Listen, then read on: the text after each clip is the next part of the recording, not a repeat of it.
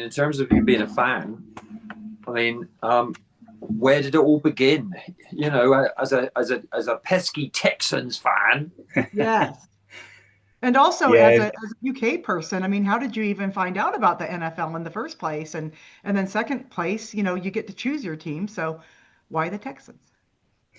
yeah. So like I was well aware that NFL back in like the mid-90s. I don't know, Simon, you might have seen that as well. You know, it was Channel 4 coverage that Yes. had all the logos melding into one another. And that's when I was a young boy back then. But never really, I liked the sport. It was on really late. It was really hard to watch games back then because you only had one outlet. You didn't have the same streaming services that we do now. So I never really got behind anyone, just like watching the spectacle. Then London games started. Had the opportunity to go down. I think would it have been the second year of London games? It was Saints Chargers. That was 08, I think. Oh, yeah. Yeah, so went to that game. Really enjoyed it. I think it lucked out in being one of the best games there's been in London. Yeah. Bit of a shootout with Rivers and Breeze. But Wow. then the month after, my now in-laws had moved out to Houston earlier in 08 through work. We went over on vacation, and just as one of the things to do as a tourist, you know, is go to the sporting events that's happening in town, you know, like whether it's the Rockets, the Astros, or whatever. So it happened to be the Texans. So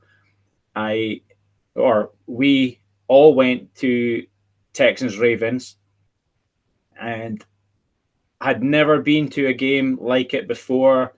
The stadiums, the car park, the tailgate, you'll know what like Houston Texans tailgating's like. It absolutely opened my eyes. We'd been the guy that was running the tailgate.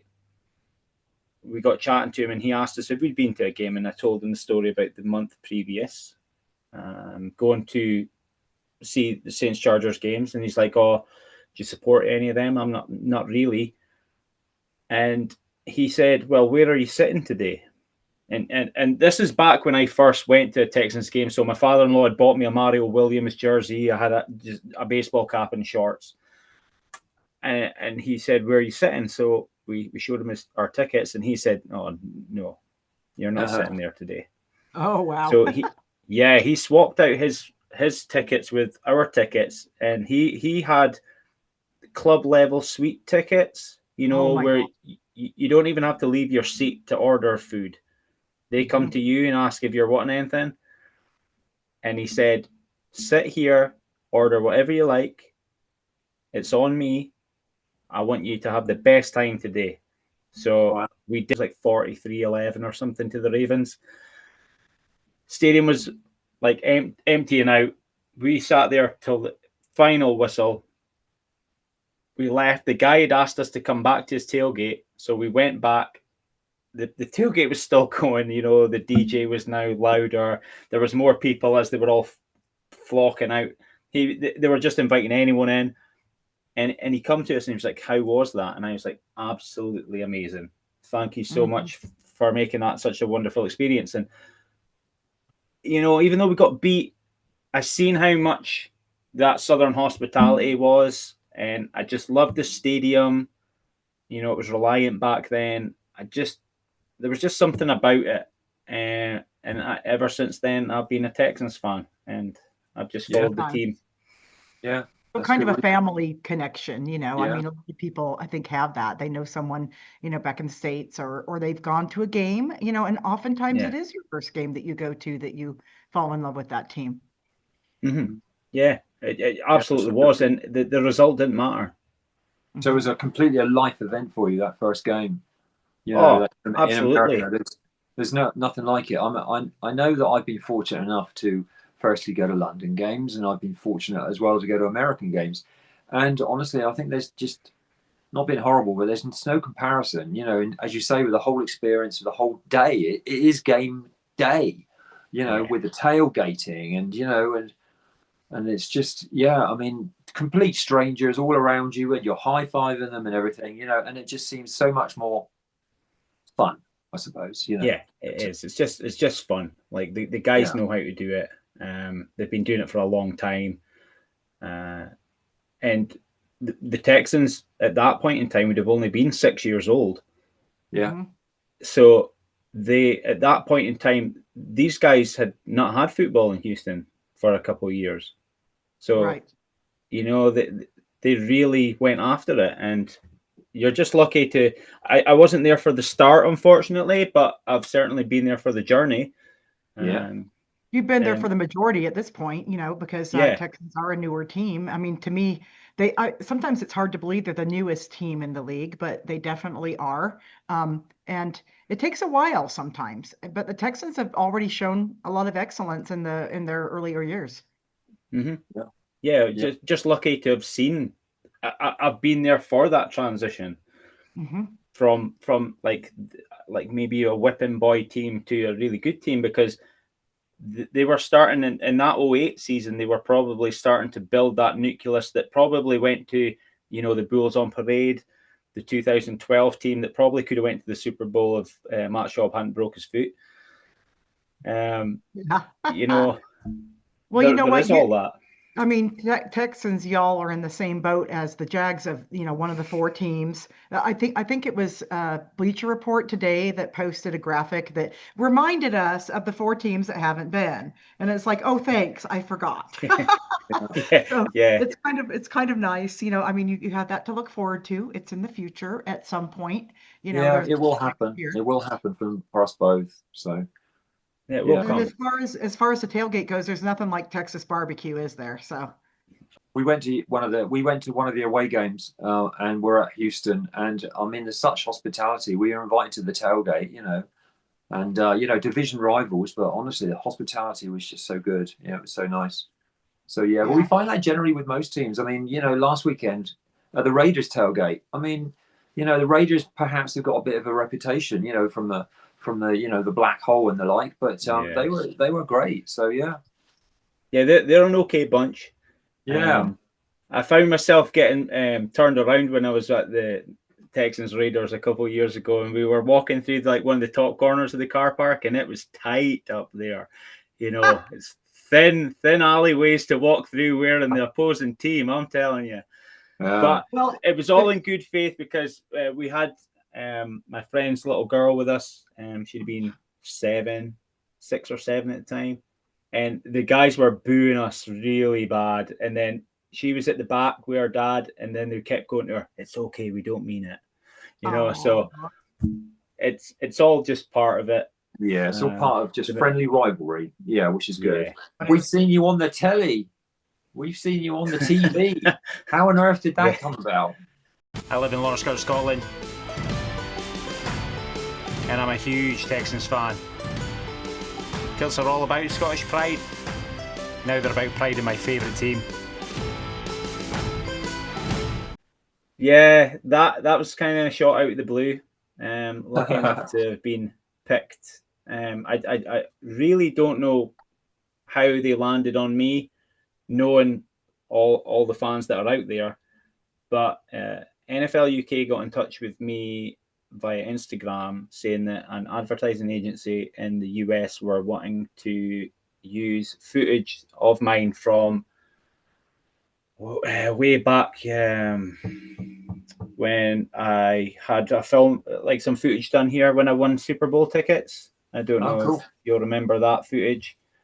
For the bullpen. Is that when you were outside? In. When you were outside and then you go in, was that footage? When you go in? Yeah, so that was a longer piece of film. So NFL UK probably have the rights to that, but because I'm in it, all parties concerned probably had to be part of it. But that was a longer bit of footage. And what they did was they said they were wanting to splice it up. They gave me that lines to read to put over the footage that was already there. Yeah. And they said, we don't know if we're going to use it, but we're gonna put it forward and see if it comes through, because it seems to be part of a series of adverts you might have seen. You better believe it. I had friends from Seattle, Vegas, Washington, Nashville, well, Tennessee, all taking videos of their TVs and sending it to me and saying, "Why are you on my TV?" And I'm like, "Oh, I didn't know it was going to be kind of there." But yeah, so that's what happened.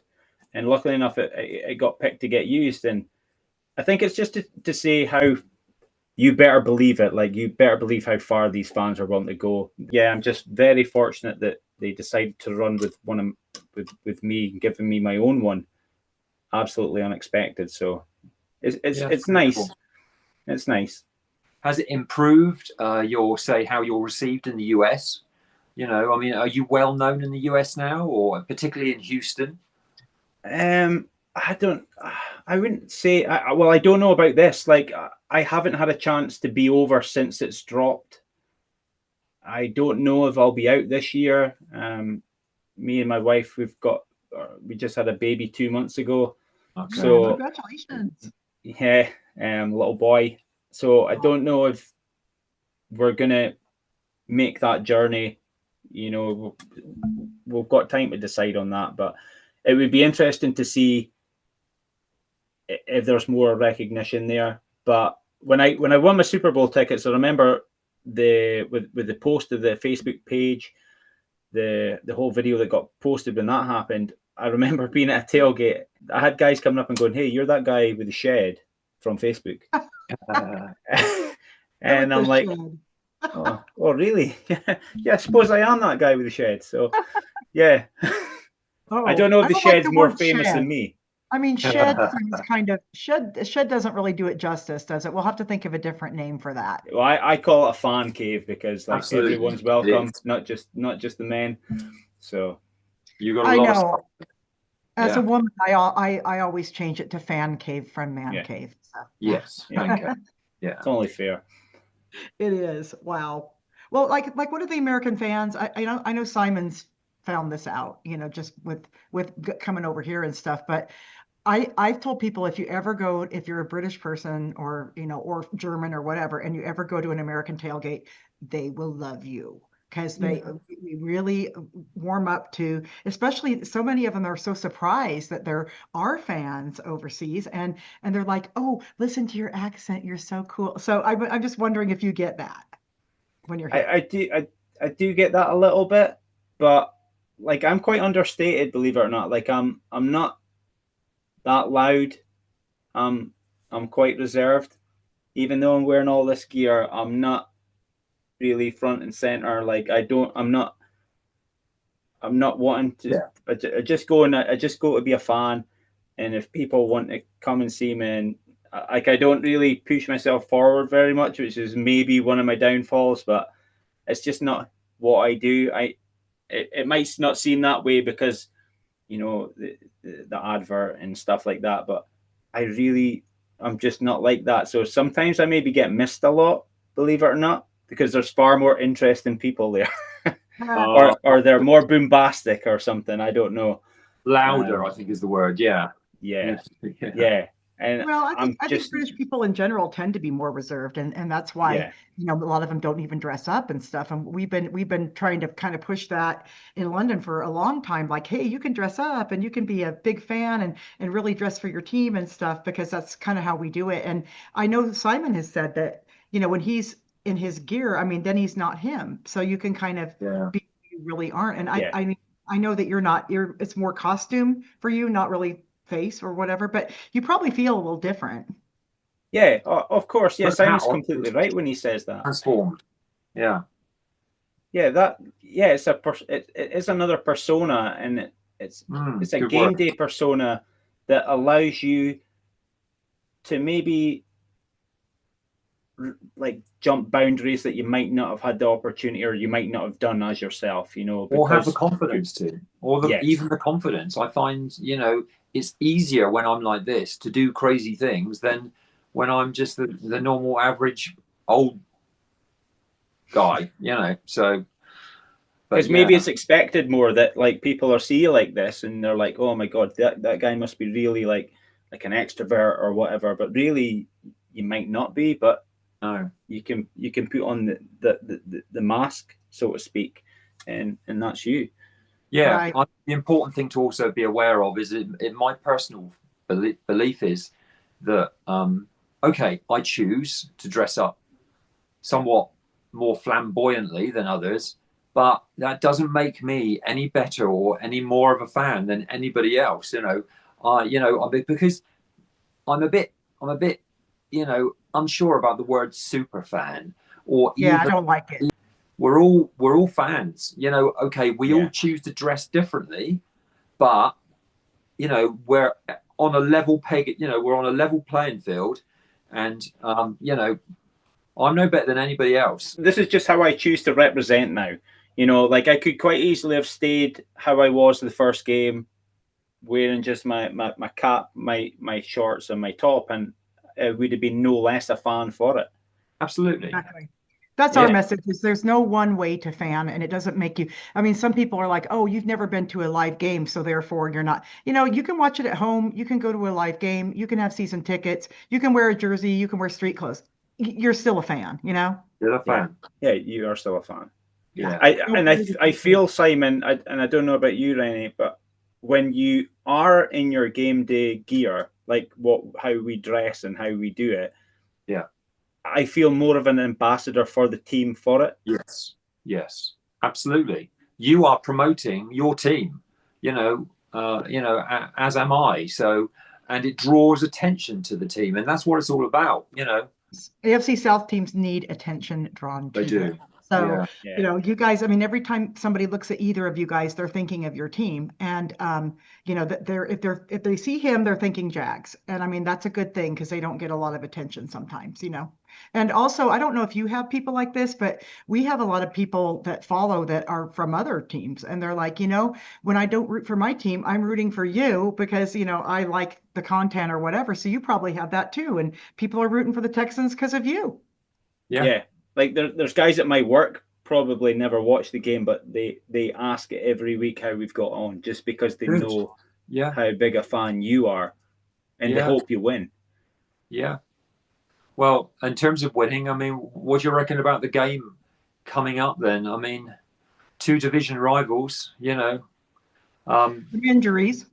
How do you think it's going to go? I mean, have you got any concerns with the Texans and with who they're playing against at all?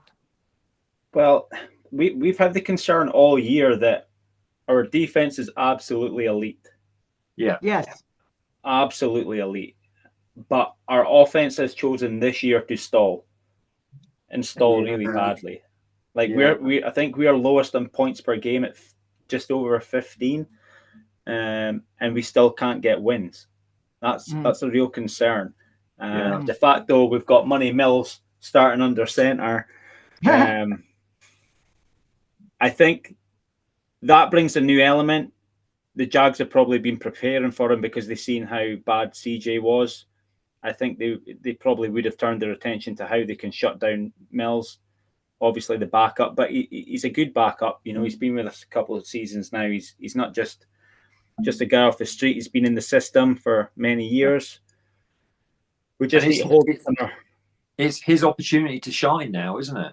Yeah. So he just to be the best backup you can be, like carry the team as far as you can carry it. Now look at the Vikings last year. Sam Darnold come in and was amazing. And look where that's led for Sam Darnold to go.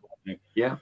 Mac Jones in San Francisco, he's exactly this year, and I happen to be a Mac Jones supporter. So I mean, I like he was with the Jags last year. Yeah. So it just shows you when you get your opportunities, you have to take them. So when it comes to divisional games, especially in the AFC South, it is any given Sunday. Oh yeah. Absolutely. Like form goes out the window more so in the AFC South than I think any other. People say that the AFC South isn't a good division. It's a very competitive division within itself. Yes.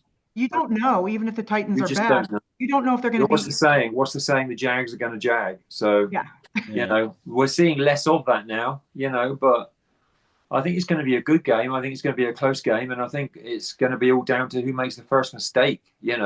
Is the guy are the people that loses the game. So, we've lost players. important weapons, but it's an opportunity for other players to step up. So I think a.k.a. Fairbairn as well could be a game time decision. I've been reading that he might even be out this weekend, so that's a huge concern as well. And he's actually been probably one of our biggest point scorers this year. I think it was Dare Agumbawale that took the field goals last time he went out. Right. That's our third string running back. Yeah. Wow. That's sad when you have to go that far in, isn't it? Yeah, and that to be fair, that's only because Woody Marks has been so good this year that he's pushed him down to number 3. The rookie. Well, I mean, I think it's anybody's game because, as people know, I mean, backup quarterbacks are kind of the Jags' kryptonite. I mean, they just don't. Look what happened with Cincinnati. I mean, Burrow gets out of the game and they still lose. So it's like, oh my gosh, you guys, everybody's got a chance this time. Yeah, it just shows you. Yeah. Well, what do you? I mean, I always ask people like, what do you think? I always joke about it, like when you think about the Jags, because it's all the time, I know. But like when you do think about the Jags, what are your thoughts, like good and bad, just in general, not like this year necessarily, but just what are your just general thoughts? Do you see them as the main rivals for the division? I mean, I know that that's potentially all changed this year with the Colts, but it's always been really, isn't it? Over recent years, it's been either Jags, Texans, so. The Jags have done, what I'll say about the Jags is they've done an absolutely amazing job of building a huge fan base in the UK. Yeah. Yeah, come every year. Come every year. People's first game is going to be a Jags game. And we have some Jags friends there that they're like, oh, my first game was in 2023 and it was a Jags game and I just loved them. And I thought, this is my team. And so that's what you did. You saw the Texans. It was your team. Yeah. So it's really easy to, like, they built such a big fan base. And I know that their social media presence from a UK perspective is massive as well because of that. It's slightly harder for the rest of us to pull together because the Texans have been over once.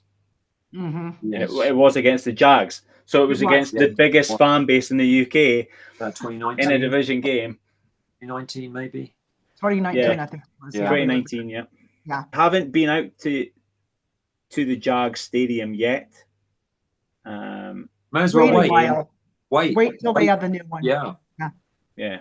Everybody. But then you can't tick it off the bucket list. Like everyone, like people are going to miss out on all these old stadiums. That's true. Well, the thing about the Jags stadium is that's notable. Well, two things: the pool. Everybody knows about the pool. It's the only one with a pool. I think there's one college team with a pool, but also the second notable thing is they have the biggest scoreboard. So that's kind of cool to have that distinction. I think they belonged to Dallas at one point, and then Houston had it. Because the whole everything's bigger than Texas. Yeah. And then I think it had to move. People put in. I think Atlanta maybe took it for a while because of their big wrap rounder. But yeah, there's cool things in every stadium. Everyone has its own little thing. But yeah, I don't look at the Jags like a chance to pick up a win. Certainly not this season. But I used to think, we've got the Jags this week. It's gonna be okay, but it's not been like that in more recent years. Now, the Colts, I would say, are probably the team that I look as our biggest division rival. Yes, being honest, like the Colts. I was lucky enough to be up in Indianapolis, so the game that you blew against the Titans, I was flying back to Houston from Indianapolis after we beat them in Indy. So that plane was absolutely rocking by the time we landed because everyone was listening to it on their phones. Yep, and the Jags jagged and got you in the playoffs. We snuck in the back door. We've got more wins now than we did the whole of last year. So, onwards and upwards and all that. And it just goes to show you how quick the turnaround can be. Like the Colts have been pretty mediocre the last couple of years, and they're absolutely flying. Yeah, come out of nowhere. Yeah. Well, that's the thing about this sport, and to evangelize it for UK people, that's one of the points I always say is that, with the draft system and with the salary cap, any team can be good next year. And on average, 4 new teams get in the playoffs every year. You don't see that in the Premier League. No. And it's quite exciting this year to see. You see several teams, lots of teams that are not historically doing particularly well over the recent years. They're all kind of doing well, and these teams that we've known, for just being good for years and years, they're starting to, in maybe in their slight decline and everything. So I mean, it's great to see a bit of momentum and a bit of change, and see some different logos on the maybe in the playoffs. Yeah, so it's good when you see the power rankings flip. Yeah, it's great. And, have you ever been to the playoff game yet, or? Yeah, I was at Texans against Buffalo. NRG. Wow. Oh, when was that? 2000 and was that 17 or 18? Yeah, or was it after that actually? Yeah, it was when JJ got that really vital sack in the fourth quarter.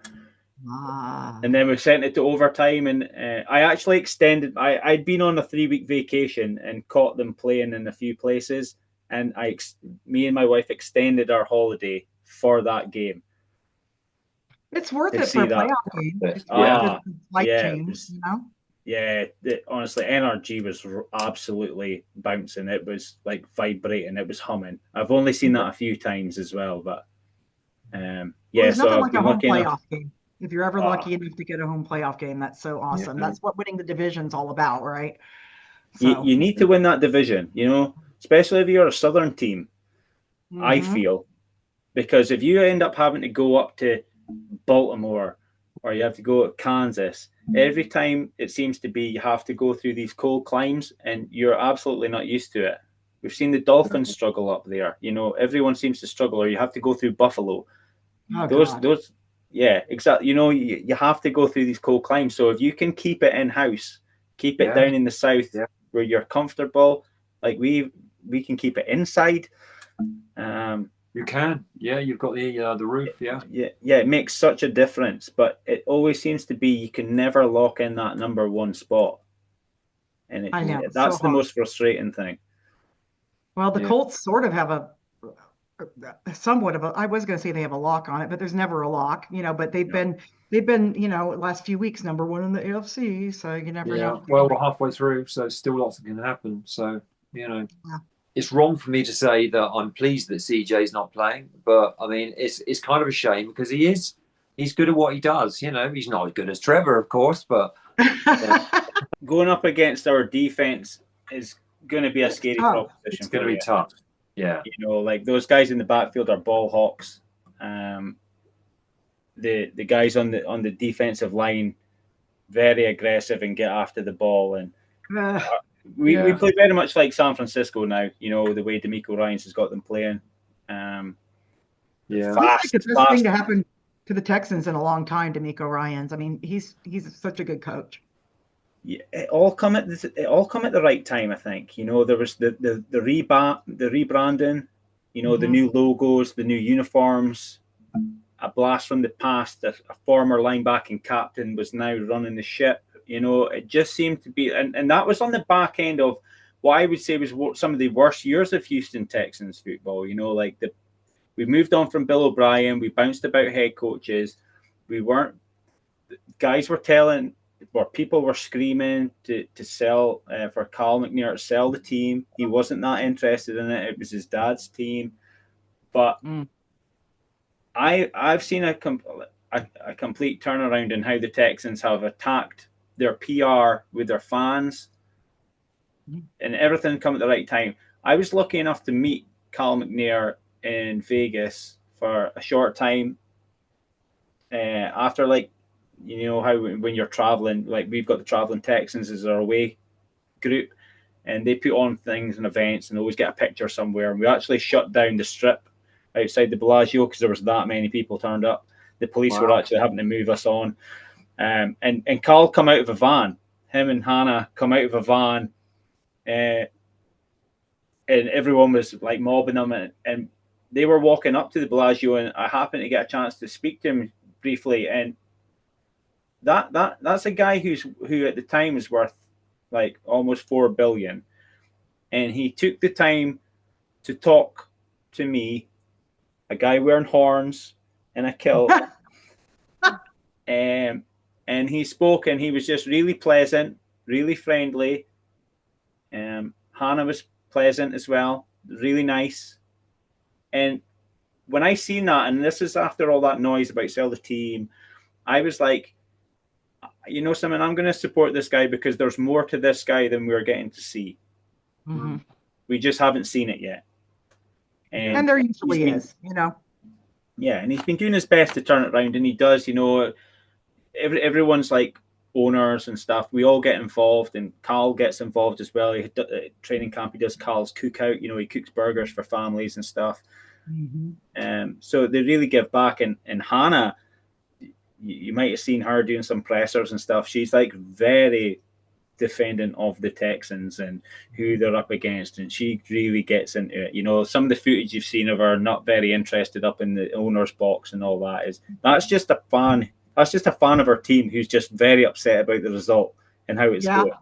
That's all that is. You can't look excited when something good's not going on. You got to go, you know. But I think you're right about the AFC South, though. I think that it's going to be on the upswing. I mean, look at the Colts, and then you're talking about the whole rebranding, reorg of the Texans, and then we've all seen what's going on with the Jags, with the new GM and the youth that's coming in, the young coach, and just a lot of new faces. And you know, if Trevor starts getting it happening, I mean, we could have three kind of powerhouses, and then if the Titans get it together, we'd have ourselves a division, right?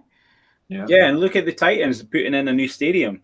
You know, so there's gonna be a Super Bowl in Nashville very soon once they get that sorted, because I believe it's going to have a roof as well. It's going to be some mega center. You know, it's going to be somewhat similar to probably what SoFi and that is. It's just off Broadway, great location because they've just built in the car park out the front, I think. So that again is going to bring more focus to the AFC South. And I think we have been an underrated division for a very long time. Definitely. People talk bad about the AFC South, but like nobody really wants to go and play us sometimes. You know, we are a lot of people's banana skin.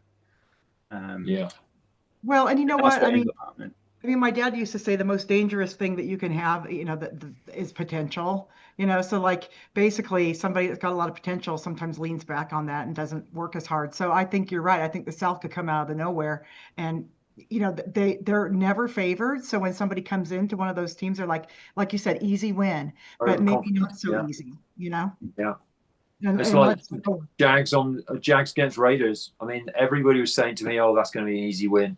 It wasn't. You know, I mean, it's just there's no such thing as an easy win. So, as you say, any given Sunday, it's just we got to remember these are all professionals, and it's like one out of, you know, I don't know, 1 out of 100,000 or more for these guys to even make it professionally. So they're all good players, and anybody can break out at any day. You know. So I've got a thing about Cuppa with the captain and all that. I mean, I am sadly a terrible addict of tea. You know, builder's brews or whatever you want to call it. I mean, what's your go-to drink when you get up in the morning? What's the first thing you head for? Is it, you know, I take it it's not a wee dram. Well, I wouldn't be allowed to, unfortunately.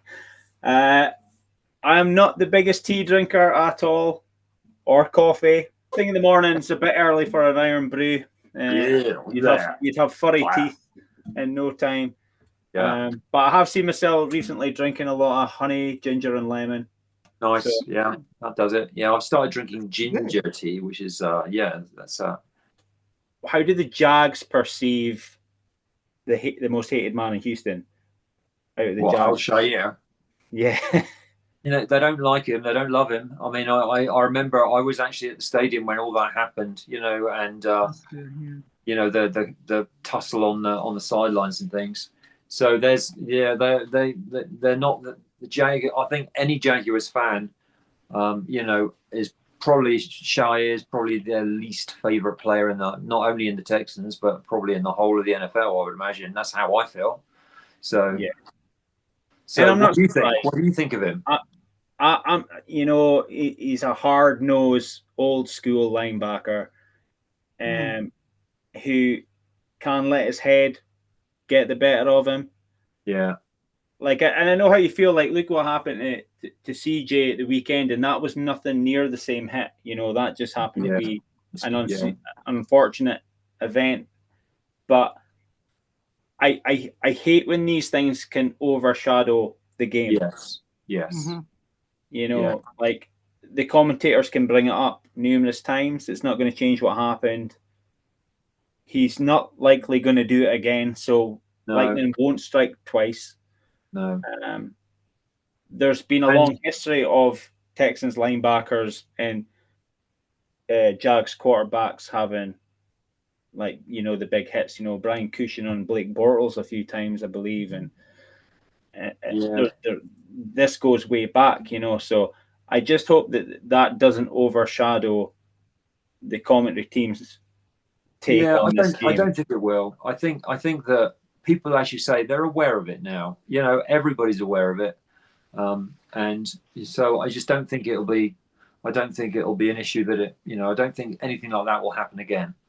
So, well, the last game we were all like on pins and needles going, oh my God, it was the last time they met that this happened. You know, is it going to happen again? And I think the captain did a little comedy, not a comedy, but like a piece on it, you know, but it's like, I don't think this week, I think this week, all the Jags fans are going to be more into like what's happening with the quarterback and how Davis is going to do. And, you know, some of the matchups, we're worried about the receiving game over here. Yeah. I mean, that's what the Jags, if I was going to say their weakest area is secondary and safety, you know, that's where some big plays are going to happen if they don't just keep on top of that. So we'll see. I'm not overly concerned with anything else. You know, I'm quite happy with the way Trevor's being protected at the moment, and I'm happy with the running game. And dare I say, even though we haven't got, you know, Travis Hunter and potentially BTJ, you know, I mean, it's like when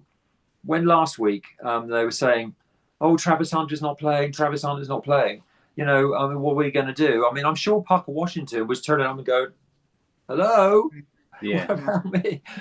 He had a good game last week. So, you know, as I say, any players that are not playing, then it gives opportunities for others to step up and shine. So that's what next man up. Yeah, I think Al Shaair, I mean, he's on our minds, but probably less than other things that are going on. You know, and the whole of the Jaguars offense will have him on their minds as well. And Trevor, I mean, it's probably a lesson to him anyway. He probably learned from it, just to, you know, protect himself.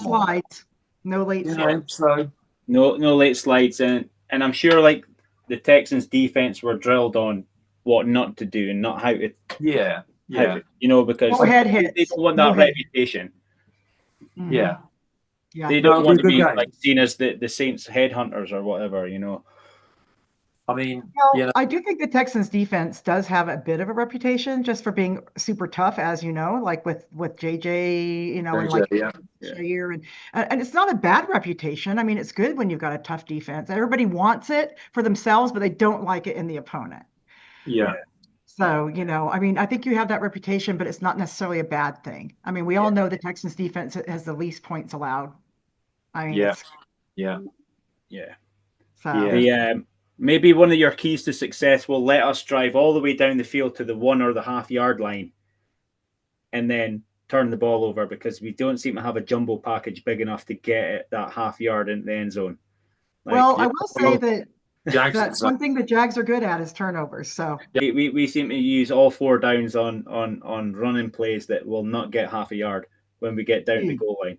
Yeah. Wow. So, we'll have to see. A lot of similarities. It'll be a good game. Yeah. And do me a favor. Whenever I say goodbye to any people that we had in a chat to, I always ask them to say goodbye in the same manner that I say. So basically, I want you to do your very best in, you know, Scottish.